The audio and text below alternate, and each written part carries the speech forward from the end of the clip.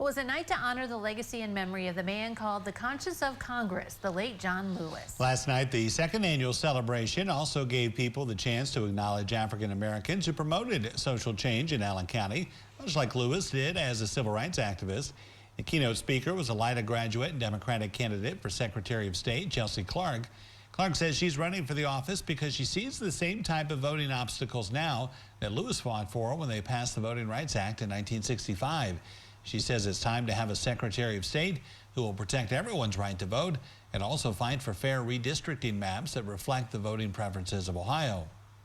Secretary of State's job as Chief Elections Officer is to make sure that they defend and protect and educate when it comes to voting. And in 15 and 18, Ohioans overwhelmingly said, in over 70%, we want redistricting reform and we want fair and competitive districts. That is not what the maps are showing us, and that is not a map that mirrors what the voting patterns of Ohioans wanted, and that's all across the state. That's Republicans and Democrats.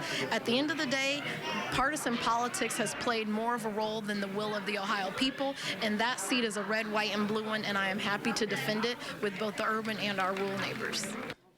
Dr. Nanette Smith and Jackie Robinson were recognized with a Good Trouble Award, which was a saying that Lewis used to talk about raising awareness to social injustice in America.